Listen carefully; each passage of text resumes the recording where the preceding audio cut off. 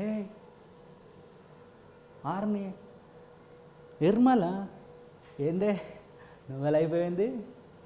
ఓహో కట్టు బొట్టు అన్నీ మార్చేసావుగా. బాగుంది. నేను ఇలా చూస్తే చాలా సంతోషంగా ఉంది. కానీ ఈ మార్పు కారణం ఏంటో? ఏంటి పెళ్ళి చేసుకున్నావా? నీ అమ్మ నిన్నోడే పెళ్ళి చేసుకుంది ఏంది? అబ్బో అయ్యో పరమ పవిత్రంగా మారిపోయిందే. అవునే నిర్మల ఎవడాడు? బక్రగాడు ఎవడే?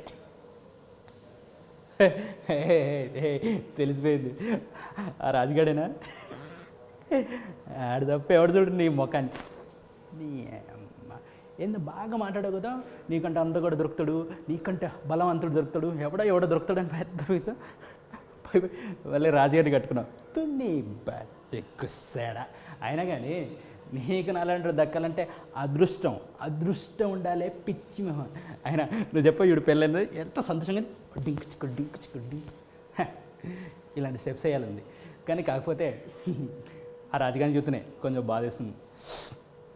అప్పుడప్పుడు సిగరెట్లు కొనిచ్చేవాడు కదా, ఆ కృతజ్ఞతతో కొంచెం బాధ అనిపిస్తుంది. కానీ నిన్ను చూస్తే ఏ కోశాన కూడా కొంచెం కూడా బాధ లేదే. నీ అమ్మ తిరుగుతూ ఉంటే వద్దు అంటావా? ఆడు చూస్తాడు ఈడు చూస్తాడు అంటావా? ఎవడెవడితో వెళ్ళిపోతావా?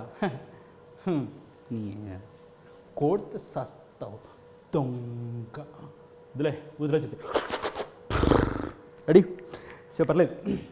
నీ దారి నీది, నా దారి నాది. ఇంకోసారి నా మధ్యకి వచ్చావు అనుకో, మన గురించి మరి మనకు కూడా ఈ మధ్య ఒక అమ్మాయి పడింది.